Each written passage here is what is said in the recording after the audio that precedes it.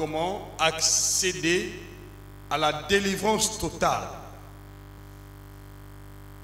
Accéder à la délivrance totale, ce sera donc le premier point que nous allons développer par la grâce de Dieu. Pour avoir une vie libre de toute oppression, il faut savoir comment accéder à la délivrance totale. Parce que la liberté de toute oppression veut tout simplement signifier la délivrance totale. Il n'y a pas d'une vie libre de toute oppression démoniaque sans accès à la délivrance totale. Voilà pourquoi nous allons donc tourner autour de ce sujet, la délivrance totale. Et on ne peut pas aussi parler de la délivrance totale aussi longtemps que vous n'avez pas chassé les démons et identifié les portes à travers lesquelles ces esprits sont rentrés dans votre vie. Il faut identifier les portes à travers lesquelles les esprits malins rentrent et prendre l'engagement de fermer hermétiquement ces portes. Dites Amen. Dis Amen. Alors, donc voilà, la délivrance totale ne se limite pas par le fait de chasser les démons.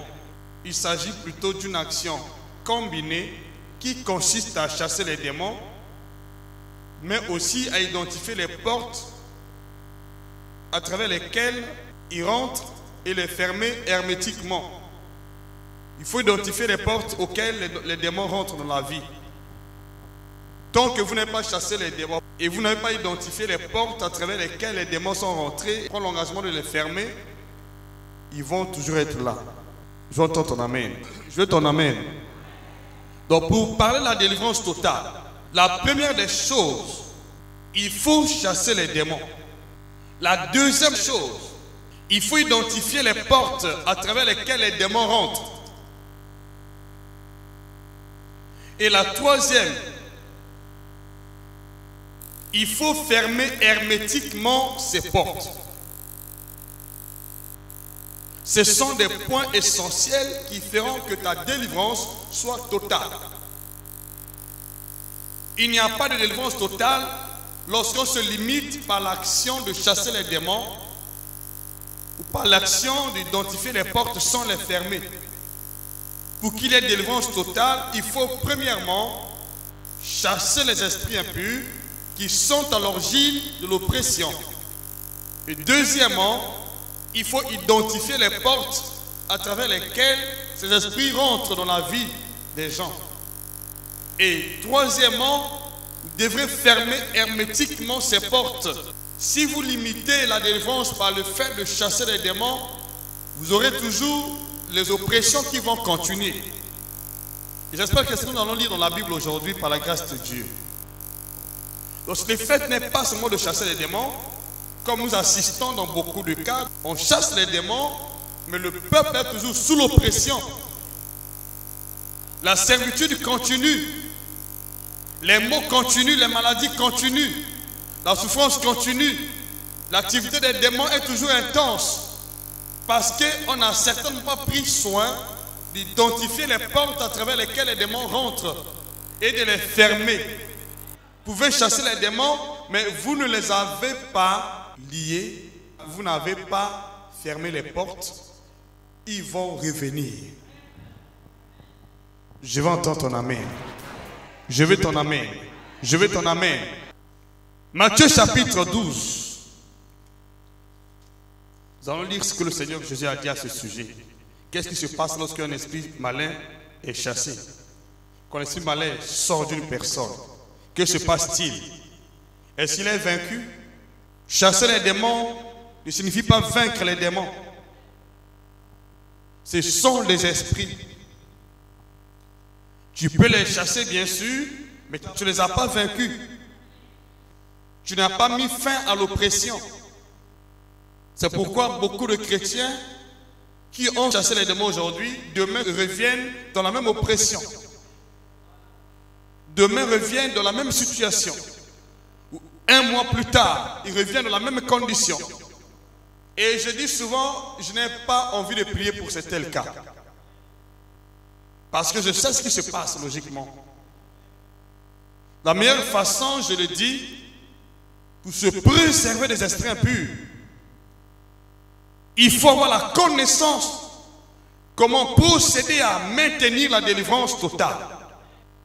Si l'homme de Dieu se contente seulement à chasser les démons, il ne va pas libérer le peuple. On ne libère pas le peuple en chassant les démons. C'est juste une étape embryonnaire, je dis, dans la délivrance. Dis-moi amen avec assurance. Dis-moi amen. Dis-moi amen. C'est pourquoi après ce séminaire, aucun démon n'aura la même issue sur ta vie.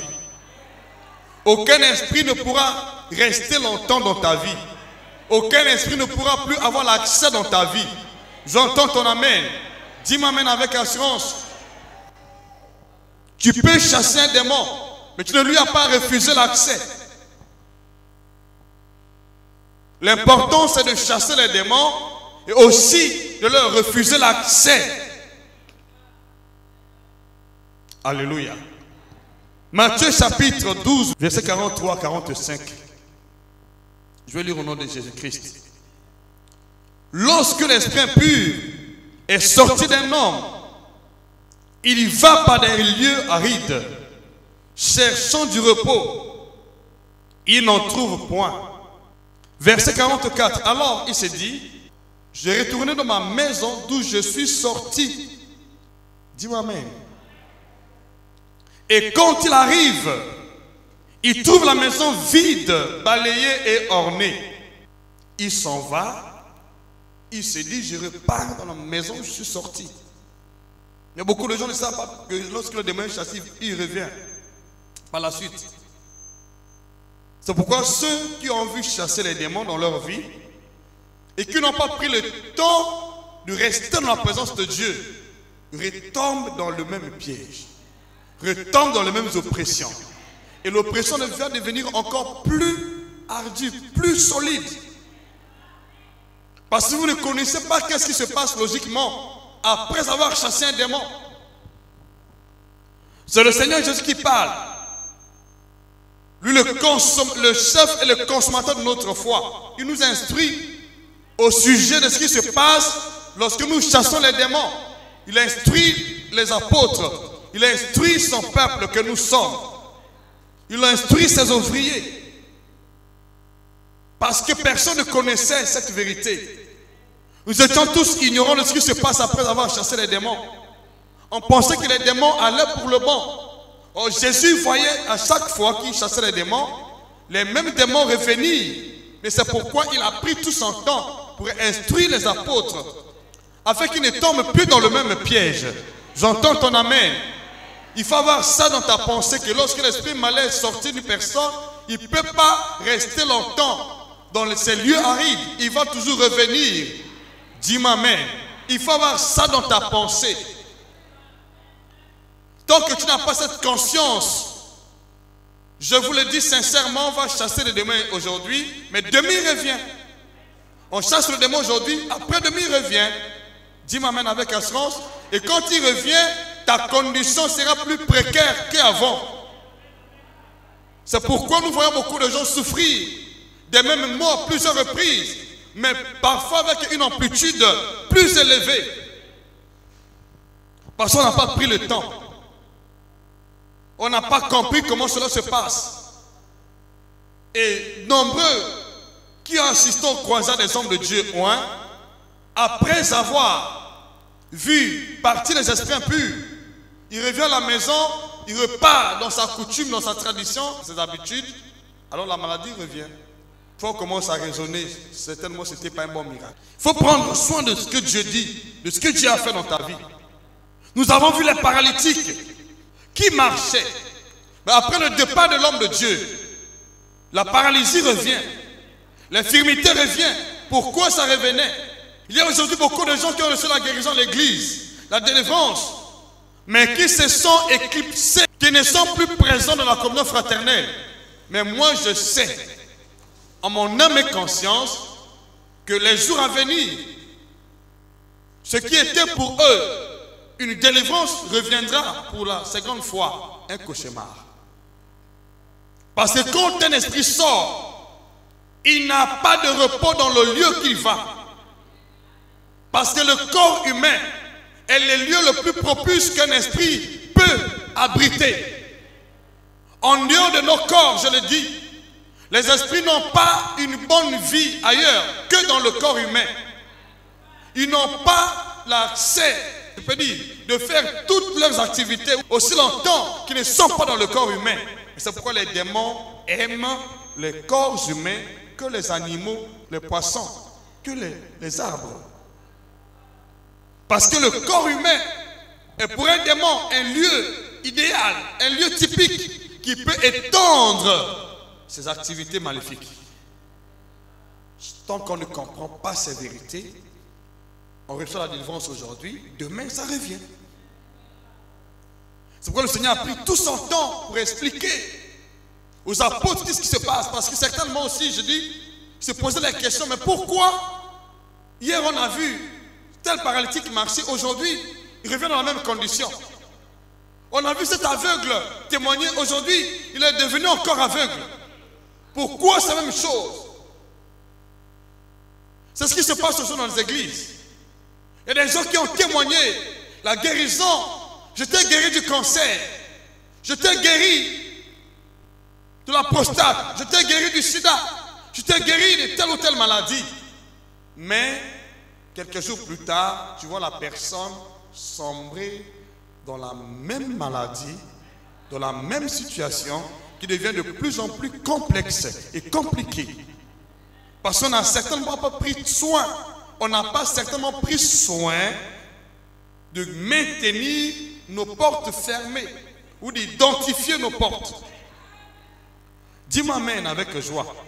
Je vous en prie, s'il vous plaît, prêtez bien attention. Le fait d'aller à l'église ne vous préserve pas ou ne garantit pas la délivrance totale aussi longtemps que vous n'avez pas la connaissance de ces vérités. Tu peux être tous les jours à l'église, c'est une bonne chose. Aussi longtemps que tu n'as pas la connaissance de cette vérité, ou tu n'es pas instruit dans cette vérité, je le dis, tu vas toujours continuer à subir l'oppression. Parce que ici, le Seigneur s'adresse au peuple d'Israël. Ce ne sont pas des païens. C'est le peuple d'Israël. Le peuple élu par Dieu, qui connaissait le Dieu d'Abraham, le Dieu d'Isaac, le Dieu d'Israël. Mais il y avait des démons qui harcelaient ce peuple. Donc le fait d'être chrétien ne vous immunise pas contre les esprits impurs. Il faut comprendre qu'est-ce qui se passe logiquement après la délivrance ou pendant la délivrance. Parce que beaucoup de chrétiens pensent que le fait qu'ils sont présents à l'église, ils sont immunisés contre les esprits impurs. Je dis non. Dis-moi amen avec assurance. Dis-moi amen plus fort que je continue. Dis amen plus fort que je continue. Comment être à l'abri des esprits impurs? Comment être à l'abri des esprits impurs? Des esprits méchants? En restant oisifs. Pourquoi beaucoup de gens, bien qu'ils vont à l'église, continuent à être dans les malheurs, dans les souffrances? Et parfois nous subissons ce que même le monde ne subit pas. Parfois l'église est victime de beaucoup de maux, beaucoup de situations.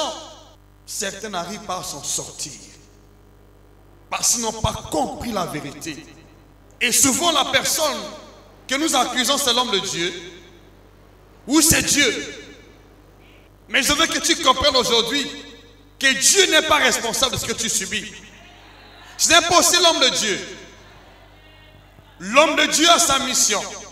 Dieu a sa mission. Mais toi aussi tu as ta mission. Je veux bien entendre ton amen.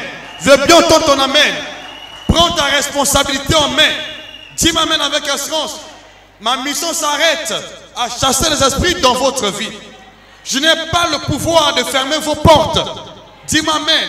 Et Dieu n'a pas le pouvoir de fermer vos portes. Dis-moi amen. C'est à toi de prendre le temps d'examiner et pour fermer tes portes et maintenir ta délivrance. Dis-moi amen avec joie. Le démon ne pourra plus avoir accès dans ta vie si tu as la compréhension de ces vérités. Si tu connais ces vérités et tu les appliques dans ta vie, aucun esprit impur, quelle qu'elle soit sa dimension d'autorité, comme les gens ont l'habitude de voir, les démons géants. Il n'y a pas de démon géant qui ne peut résister à la parole de Dieu. Pas de démon géant qui peut résister à la parole de Dieu. Tous les démons se soumettent. Et pour s'immuniser contre les esprits impurs, il faut avoir la connaissance de la parole de Dieu. C'est la parole seule qui nous préserve des esprits impurs. Dis-moi amen. C'est sa mise en pratique qui nous préserve. J'entends ton amen. Tant que tu n'as pas la connaissance de ta parole et tant que tu ne la pratiques pas tel qu'il faut, les esprits vont toujours avoir la même mise sur votre vie. Même si on vous appelle fils de Dieu. Alléluia. Ah oui, c'est cela. Ils vont venir toujours vous tenter. Jésus était tenté, notre Seigneur. C'est un fils de Dieu. Il était tenté. Le diable l'a tenté. Rempli du Saint-Esprit. Comprenez mon langage. J'ai fini la lecture dans ce passage. Prêtez bien attention. Écoutez, verset 45. Il dit, il s'en va.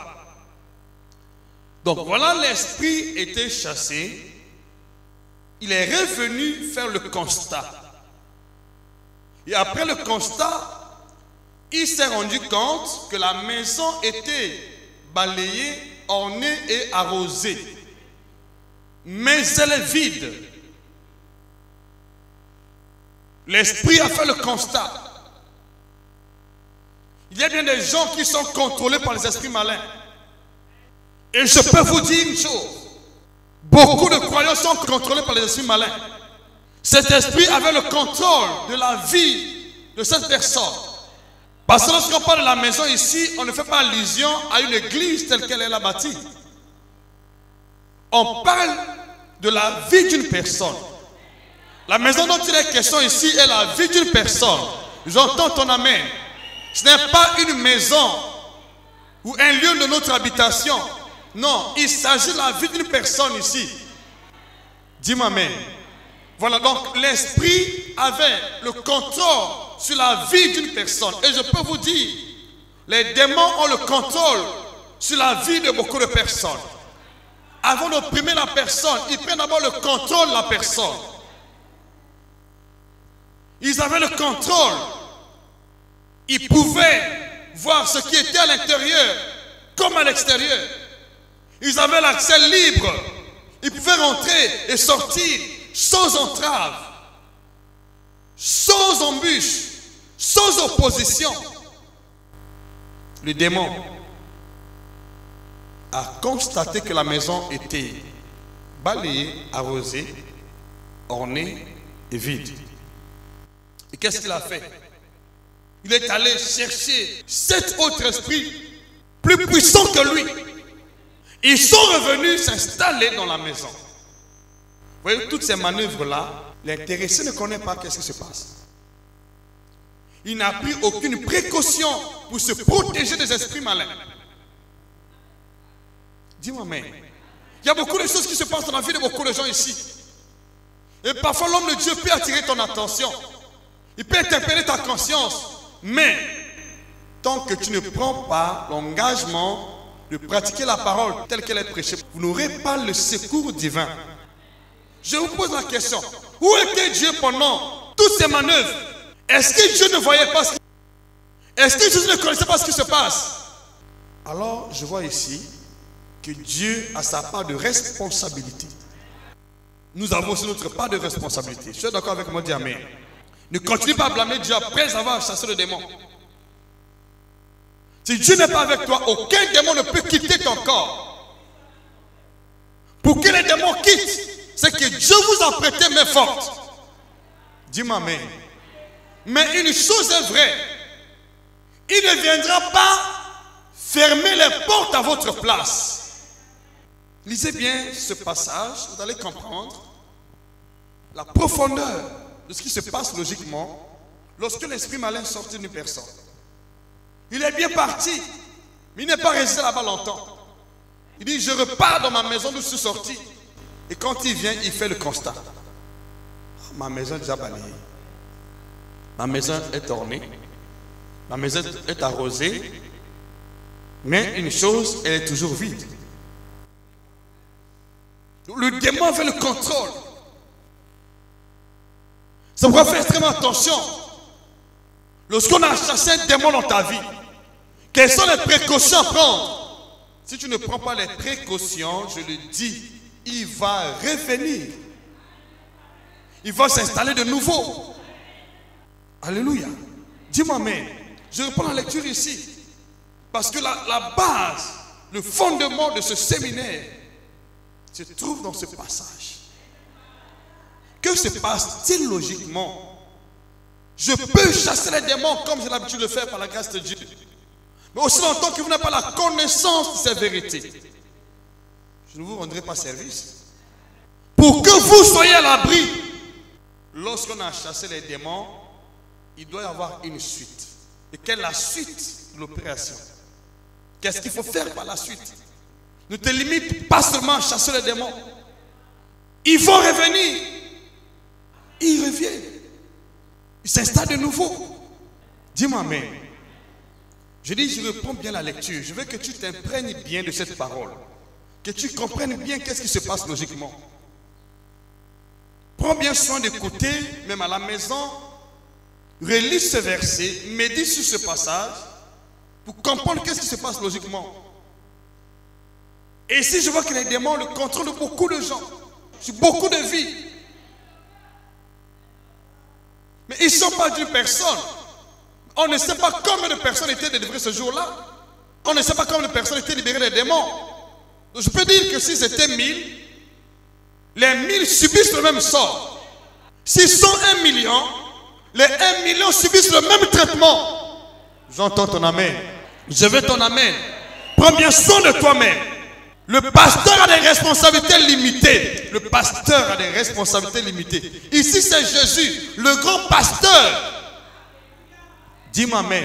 Le grand pasteur parle. Celui qui a soin des âmes. Celui qui a soin des brebis. Il est en train d'instruire les brebis. Comment les préserver des esprits malins. Comment les préserver de l'oppression. Comment les préserver de la puissance démoniaque. Il est en train d'instruire son peuple. Alléluia. Dis-moi amen. Dis-moi amen. Il dit, lorsqu'un esprit pur, il attire l'attention de son peuple. Lorsqu'un esprit pur est sorti d'un homme, il va par les lieux. D'abord, il a bien précisé un homme. Sorti d'un homme, il va par les lieux arides, cherchant du repos. Je peux dire, quand un esprit sort d'une personne, il ne va pas pour le bon. Qu'est-ce qu'il va faire ailleurs? Il va chercher le lieu de repos. Dis-moi amen. Donc tous les esprits que nous chassons là, lorsqu'ils quittent, c'est pour aller chercher un lieu de repos. Et remarquez en bonne partie, lorsque nous chassons ces esprits, ils disent, je vais revenir. Ils disent toujours, souvent les esprits disent, ils parlent toujours. Et nombreux disent, nous allons revenir. Ou je vais revenir, n'est-ce pas? Et c'est bien vrai ce qu'ils disent. C'est la vérité. Et ce que le Seigneur a dit ici, il dit, il va par les lieux arides, cherchant du repos. On en trouve un verset 44. Alors il s'est dit, le démon s'est dit lui-même. Il s'est dit, je retournerai.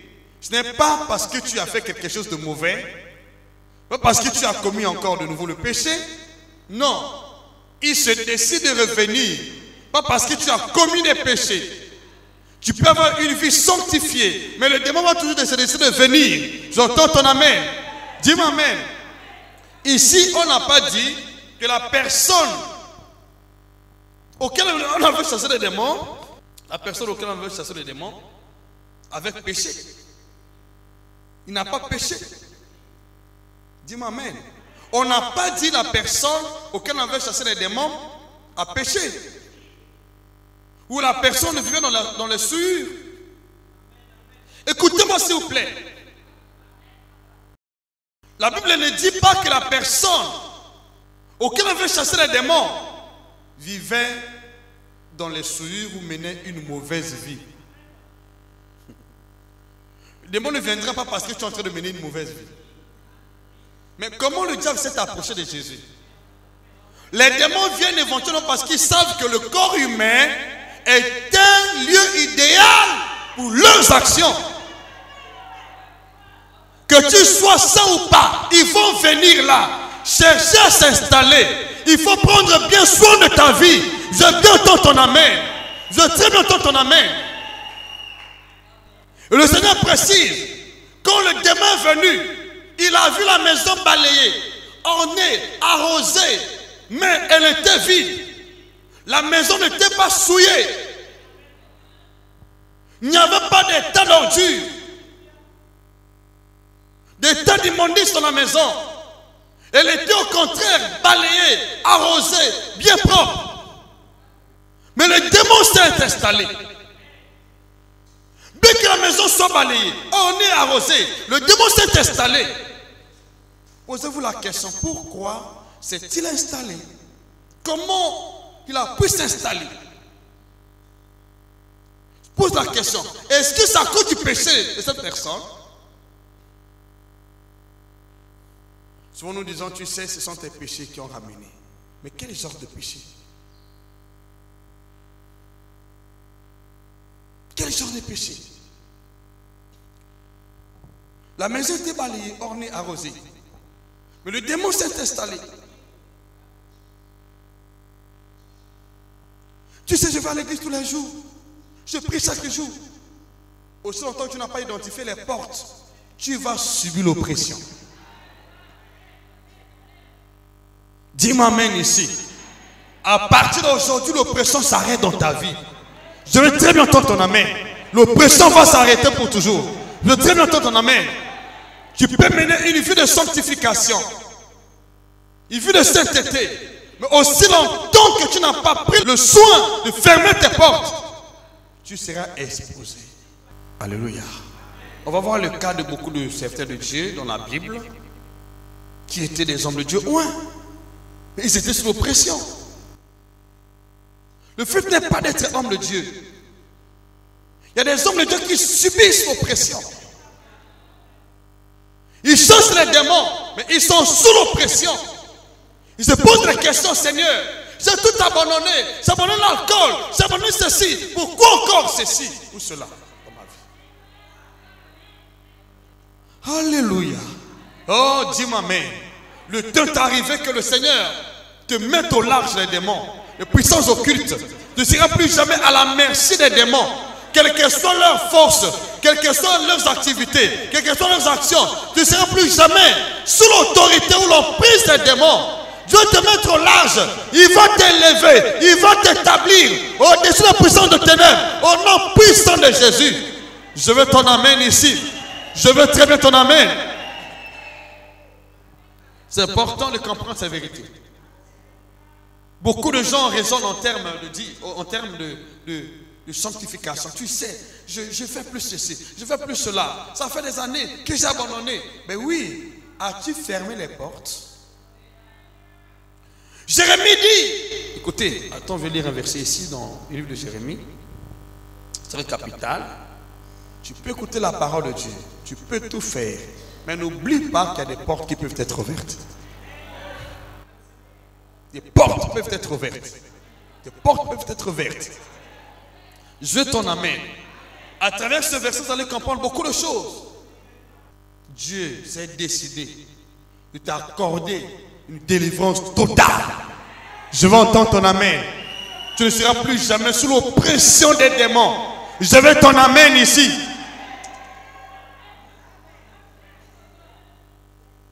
Le temps est arrivé que Dieu libère son peuple.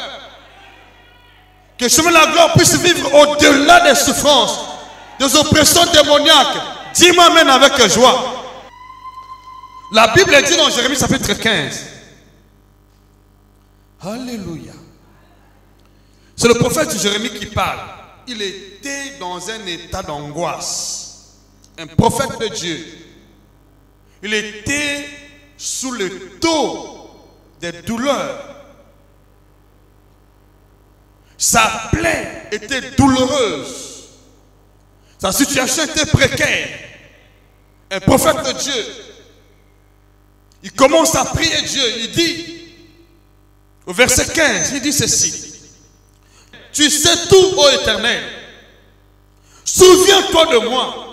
Ne m'oublie pas. Venge-moi de mes persécuteurs. Ne m'enlève pas, tandis que tu te montres lent la colère. Une très bonne prière. Sache que je supporte l'opprobre à cause de toi. Nous avons l'habitude de dire ça. Seigneur, tout ça, c'est à cause de toi. Mais est-ce que c'est à cause de Dieu? Dit à cause de toi. Mais Dieu voyait autre chose. Mais Jérémie pensait que c'était à cause de Dieu, qu'il était sous l'oppression, qu'il était persécuté. Faites attention parce que souvent nous avons l'habitude de dire, tu sais, tous ceux qui veulent vivre pieusement Jésus-Christ seront persécutés. Bien sûr, il y a des persécutions qui ne viennent pas parce que tu as mené une vie pieuse. Tant que tu ne vis pas dans la pureté, dans la sanctification, les persécutions qui peuvent venir dans ta vie ne viennent pas à cause de Dieu. Il faut très bien examiner ta vie.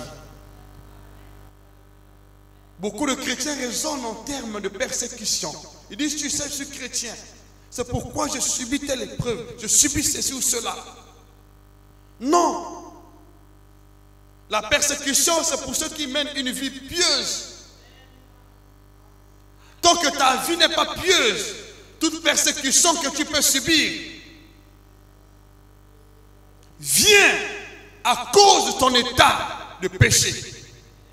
Jérémie pensait que Dieu était responsable de ce qu'il subissait. Alléluia. Mais ce n'était pas Dieu. Tu vas découvrir maintenant que ce n'est pas Dieu qui est responsable de ce que tu subis. Souvent nous sommes en train d'accuser Dieu dans nos cœurs, dans nos pensées. On se dit, tous les jours je suis à l'église, Père. J'ai fait ceci, je donne mes dîmes, je donne mes offrandes. Je ne prends plus l'alcool. Je me suis séparé de beaucoup. J'abandonne la mauvaise compagnie. Je m'en sors solitaire comme Jérémie. J'ai écouté ta parole. Je l'ai mise en pratique. Tout ça, c'est bien. As-tu identifié les portes de ta vie? Ne donnez pas accès. Comment? Au diable. Ne donnez pas. C'est à toi. Là, ce n'est pas la responsabilité de Dieu, c'est ta responsabilité. Ne donnez pas accès. Donnez pas accès. Jérémie donnait l'accès. Mais il ne connaissait pas que l'accès était donné par lui-même. Et non le Dieu oint. C'est pourquoi je dis être en bonne santé. Mais si tu es homme de Dieu, tu dois honnêtement savoir veiller sur toi, sur ta vie, sur tes portes. On n'est pas en bonne santé ou on n'est pas immunisé contre les démons parce qu'on est homme de Dieu. Non, tu peux être rempli du Saint-Esprit. Tu peux être oint du Saint-Esprit. Mais attention, tu ne seras pas épargné des puissances occultes. Aussi longtemps que tu n'as pas pris l'engagement d'identifier les portes à travers lesquelles les esprits rentrent et de les fermer dans ta vie. Jérémie dit au verset 16, j'ai recueilli tes paroles. Une très bonne parole. C'est significatif. J'ai recueilli tes paroles. Je n'ai pas récité tes paroles. Il dit, j'ai recueilli tes paroles et je les ai dévorées. Alléluia. Il mangeait la parole de Dieu. Il a dévoré la parole de Dieu. Il n'a pas rejeté la parole de Dieu. Il dévorait la parole de Dieu. J'entends ton amen. Je les ai dévorés. Tes paroles ont fait la joie et l'allégresse de mon cœur. C'est comme nous lorsqu'on écoute la parole de Dieu. On est joyeux, on est content. On est aux anges. Alléluia, amen. Oh Père, merci. Mais lorsqu'on sort de l'église, l'amertume commence. Mais ici tu as dit amen. Père, merci beaucoup. Mais à la maison, c'est l'amertume. Beaucoup de chrétiens expérimentent ces épreuves. Ils disent amen à l'église. Mais au fond de leur cœur, il y a des choses qui se passent. Dieu veut te libérer maintenant. Ce n'est pas l'apparence. Tu ne dois pas avoir l'apparence du bien-être. Il faut être bien dans ta chair, dans ton âme, dans ton esprit. Il y avait l'apparence, ce qu'on appelle l'euphorie. l'apparence d'être une personne de bien. Mais le fond n'était pas cela. Sa joie était sporadique. C'était une courte joie, une joie des temps. Beaucoup de chrétiens n'expérimentent pas la joie. La joie est une joie momentanée. La joie des temps. Parce qu'il y a des choses qui ne marchent pas. Beaucoup de gens gémissent aujourd'hui. Bien qu'ils sont dans l'église, ils écoutent la parole de Dieu. Ça donne la joie dans le cœur, ça produit la joie dans le cœur. Mais au fond de nous, on se dit, ça ne marche pas. Jérémie était de cela. Il écoutait la parole de Dieu. Il dévorait les paroles de Dieu. Bien-aimé, tu peux écouter la parole de Dieu. Tu peux lire la parole de Dieu. Tu peux la dévorer. Mais attention, tu n'as pas mis faire l'oppression. On doit prendre les choses au sérieux. Prenons la vie au sérieux. Qu'est-ce qui se passe logiquement? Que se passe-t-il? Jérémie, prophète de Dieu, n'a pas négligé la parole de Dieu. Il a recueilli les paroles de Dieu. Il les a dévorées. Et la parole faisait la joie de son cœur. Alléluia. Dis-moi amen. Le même verset, la suite dit ceci. Car ton nom est invoqué sur moi. Le nom de Dieu est invoqué sur Jérémie. On disait le Dieu de Jérémie. C'est le Ténèbre des armées. C'est comme nous. On nous appelle chrétiens. C'est-à-dire comme Christ. Mais est-ce que réellement nous reflétons l'image de Christ? Au-dedans de nous, est-ce que nous vivons cette vie-là? Est-ce que notre vie reflète ce que Dieu a dit? Jérémie dévorait les paroles de Dieu. Mais sa vie ne reflétait pas la parole de Dieu. Il y avait anguille sur roche. Première conscience, mon frère. Écoutez la parole de Dieu. La pratiquer. Il faut la pratiquer dans ses normes. Tu peux écouter la parole de Dieu. Tu peux être à l'église tous les jours. Mais la parole que tu écoutes, ce n'est pas pratiqué selon la volonté parfaite de Dieu. Elle ne pourra pas vous délivrer. Alléluia. Le temps est arrivé, Dieu veut que tu prennes conscience.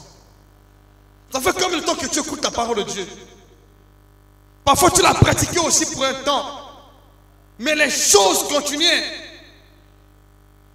à s'endurcir sur le terrain. La situation est toujours précaire, malgré les jeûnes, les prières, les efforts que tu fournis. Ce séminaire est venu pour te délivrer, pour te rendre libre, te montrer où se trouve le nœud du problème. Je vais très bien ton amen. Tu vas découvrir où se trouve le nœud. Tu vas découvrir avec clarité où se trouve le nœud du problème, où se trouve la cause. Quelle est la cause principale? Alléluia. Dis-moi amen. Chose la manière de voir les choses. Comment savoir les choses dans l'optique de Dieu? Tu sais, tu peux écouter la parole de Dieu. Mais tant que tu ne la pratiques pas, selon le plan conçu par Dieu, elle ne te rendra pas libre. Pour que la parole de Dieu te libère, il faut connaître la pensée de Dieu à ce sujet. Et souvent nous prêchons l'évangile, mais sans comprendre la pensée de Dieu. Il y a beaucoup de prédicateurs qui prêchent, mais sans pourtant connaître la pensée de Dieu à ce sujet. Et souvent nous faisons l'interprétation de la parole de Dieu à notre manière, sans être conduits par l'Esprit de Dieu. Il faut comprendre et pratiquer dans la volonté parfaite de Dieu, dans l'optique de Dieu. Il n'y a pas d'aventure possible dans la parole de Dieu. Il faut la révélation. Parce que la lettre est tue. Tu peux avoir le logos, mais aussi longtemps que tu n'as pas le réma, tout ce que tu sembles faire va te conduire à la confusion. Je prie que le Seigneur t'ouvre la compréhension aujourd'hui et t'ouvre tes esprits. Tu te dis aussi, Seigneur, je pratique ta parole, mais pourquoi ma situation ne s'améliore pas sur le terrain? Je pratique ta parole sur l'église. Jérémie était un prophète de Dieu. Il a acquis la parole de Dieu. Il les a pratiquées. Mais la situation n'était pas améliorée. Sa condition était précaire. Sa vie était toujours sous l'empire des puissances de ténèbres, sous le dos de l'ennemi. Et je prie que pendant ce séminaire, Dieu te libère totalement de cette emprise dans laquelle tu te trouves. Dans le nom de Jésus, quel que soit le type de l'emprise, que Dieu te délivre au nom de Jésus-Christ, qui t'ouvre la compréhension et la connaissance d'entendre ton amen ici. Alléluia. Dis-moi amen. Dis-moi amen. Il dit ceci, verset 17. Il dit, je ne suis point assis dans l'assemblée des moqueurs. Il s'est séparé des mauvaises compagnies. Mais ça n'a pas suffi pour le délivrer. Il a recueilli la parole de Dieu. Il a pratiqué, mais ça n'a pas suffi pour le délivrer. Le nom de l'Éternel était invoqué sur lui, mais ça n'a pas suffi de délivrer Jérémie. Je veux entendre ton amen. Il a refusé la mauvaise compagnie, mais ça n'a pas suffi de délivrer Jérémie. Je veux entendre ton amen. Alors finalement, qu'est-ce qu'il fallait faire? Il dit, afin de me réjouir, c'est-à-dire c'était séparé de la mauvaise compagnie, il ne se réjouissait plus dans cette mauvaise compagnie, c'était une bonne chose, une très bonne chose. Il dit, à cause de la puissance, de ta puissance, à cause de ta puissance, je me suis assis solitaire. Tu sais, je n'ai plus d'amis. Jérémie aussi n'avait plus d'amis. À cause de Dieu. Mais toi, si tu n'as plus d'amis, parfois à cause de Dieu. N'est-ce pas? Mais ça ne suffira pas pour te libérer. Qu'est-ce qu'il faut faire? Verset 18. Pourquoi ma souffrance est-elle continuelle? J'ai tout refusé à cause de toi. Mais pourquoi ma souffrance est-elle continuelle? Pourquoi ma plaie est-elle douloureuse et ne veut-elle pas se guérir? Serais-tu pour moi comme une source trompeuse? Seigneur, pose la question à Dieu. Es-tu pour moi une source trompeuse? Combien de fois des gens pensent que Dieu est un trompeur? Combien de fois des gens raisonnent en termes de Jérémie? Pourquoi je prie que le Seigneur t'éclaircisse les yeux. Vous savez, bien aimé, je n'en disconviens pas. La parole de Dieu que vous voyez là, ce n'est pas une apparence. La vérité de Dieu n'est pas superficielle. Pour comprendre les choses de Dieu, il faut rentrer dans la profondeur. Qu'est-ce que Dieu veut dire? Et qu'est-ce qu'il pense? Tant qu'on n'a pas la pensée de Dieu, nous pouvons prétendre servir Dieu, mais il ne sera pas avec nous. Nous avons un autre exemple, l'apôtre Paul. Il était zélé dans la tradition des pères. Il pensait servir Dieu, mais il le persécutait. Il persécutait Jésus, mais sans le savoir. Pour pouvoir marcher avec Dieu, il faut avoir la connaissance adéquate. La connaissance véritable. La vraie révélation de la parole de Dieu. Et marcher sur la révélation de Dieu. Je veux entendre ton amen. Ce ne sont pas tes efforts que tu fournis en écoutant la parole à ta manière et en la mettant en pratique à ta manière. Non. Tu peux écouter la parole de Dieu ou la lire à ta manière, la comprendre à ta manière. Elle ne te servira pas. J'entends ton amen. Dieu avait un plan pour Jérémie. Mais Jérémie n'a pas encore saisi le plan. Il n'a pas encore saisi la pensée de Dieu. Il n'a pas compris la pensée de Dieu, la volonté de Dieu. J'ai un plan pour ta vie. Il a un plan pour ta vie. Si jusqu'alors les choses ne s'améliorent pas dans ta vie, c'est parce que tu n'as pas encore saisi le plan de Dieu pour ta vie. Certainement, tu n'as pas encore découvert ce que Dieu veut que tu fasses. Bien que tu as l'église, Il y a des choses qu'il veut que tu fasses, mais que tu n'as pas encore commencé à faire. Tu pratiques la parole de Dieu d'une manière générale, pas d'une manière particulière. Jérémie était dans la généralité. Il pratique la parole de Dieu d'une manière générale. Il a dévoré, il a recueilli les Écritures. Il a recueilli les paroles de Dieu, les a dévorées. Combien d'entre nous lisent la Bible, mais sont pourtant s'attacher au message que Dieu leur a donné? Dieu veut un message pour Jérémie. Et Dieu a un message pour ta vie. Je prie que tu comprennes selon le nom de Jésus-Christ. Dis-moi amen. Dis-moi amen. Dis-moi amen. Dis-moi amen. Dis-moi amen. Dis-moi amen plus fort. Il dit, tu as pour moi une source trompeuse, une eau dont on n'est pas sûr. Verset 19, il dit, c'est pourquoi ainsi par l'Éternel, si tu te rattaches à moi. Jérémie avait dévoré les Écritures, la parole de Dieu, mais il n'était pas rattaché à Dieu. Dieu voulait que Jérémie se rattache à Dieu, mais il n'était pas rattaché à Dieu. Tu peux lire les Écritures, mais pour se rattacher à Dieu, il faut un message qui t'a adressé en particulier. Il avait la connaissance. Il a tout abandonné. Il s'est écarté des mauvaises voies. Il s'est libéré de la mauvaise compagnie. Mais ce que Dieu voulait, il ne l'a pas fait. Or, Dieu voulait que Jérémie se rattache à lui. Dieu voulait que Jérémie sépare ce qui est vide de ce qui est précieux. Mais Jérémie ne l'a pas fait. Et c'est pourquoi sa douleur était continuelle. Sa plaie était douloureuse. Connaissez bien le message que Dieu vous a donné dans votre église locale.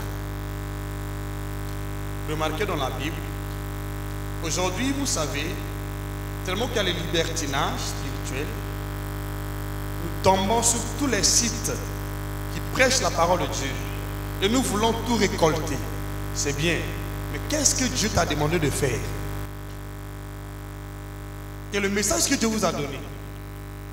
Remarquez une chose dans la Bible.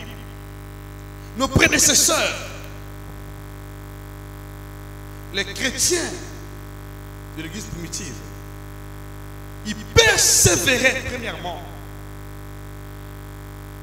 dans l'enseignement des apôtres. Et pourtant la Bible était là. Mais l'enseignement des apôtres était la règle de vie quotidienne. Persévérer. Ils persévéraient dans la fraction de pain, dans la communion fraternelle et dans la prière. Le problème avec nous aujourd'hui, c'est que il y a de ceux qui viennent à l'église à compte-gouttes, le papillonnage spirituel. Tu es ici aujourd'hui, demain tu es ailleurs. Tu choisis les lieux d'adoration. L'instabilité spirituelle crée l'instabilité de la délivrance. Tu peux pas prier, mais est-ce que tu persévères dans le message que Dieu t'a donné? Jérémie était l'un de ceux-là qui ne persévéraient pas dans le message que Dieu lui avait donné. Dieu avait un message pour Jérémie. Écoutez la suite de ceci. Prends bien soin de ta vie. Dieu ne vous a pas appelé pour vous humilier. Dieu ne vous a pas appelé pour vous aviliser. Dieu ne vous a pas appelé pour vous rendre pauvre. Au contraire, Jésus s'est appauvri pour nous enrichir. Dieu ne nous a pas appelé pour que nous soyons des esclaves à vie des puissances occultes. Non, il nous a appelé pour la liberté. Mais il faut comprendre la volonté de Dieu pour ta vie. Je veux très bien ton amen. Je veux très bien ton amen. Je veux très bien ton amen. Écoutez ce que Dieu dit à Jérémie. Il dit, c'est pourquoi ainsi parle l'Éternel, si tu te rattaches à moi, je te répondrai. Premièrement, il doit s'attacher à Dieu pour que Dieu puisse le répondre. Tu te rattaches à moi, je te répondrai. La solution était là. Dieu voulait qu'il se rattache à lui pour qu'il puisse le répondre. C'était clair. Amen. Dis-moi amen. Comment se rattacher de Dieu? Tu te rattaches à moi, je te répondrai. Et tu te tiendras devant moi. Jérémie ne se tenait pas devant Dieu. Mais pour qu'il se tienne devant Dieu, il doit se rattacher de Dieu et Dieu va le répandre et il se tiendra devant le Seigneur. Donc il n'était pas devant le Seigneur. Il avait dévoré les paroles. Dévorer les paroles. Tu peux aussi dévorer les paroles de Dieu, mais tu n'es pas dans la présence de Dieu. Alléluia. Dis-moi amen. Et je prie qu'aujourd'hui que le Seigneur te ramène dans sa volonté parfaite au nom de Jésus-Christ. C'est pourquoi ainsi par l'Éternel, si tu te rattaches à moi, je te répondrai. Tu te tiendras devant moi. Si tu sépares ce qui est précieux de ce qui est vil, tu seras comme ma bouche. Tu seras comme ma bouche. Jérémie n'était plus comme la bouche de Dieu, mais prophète de Dieu.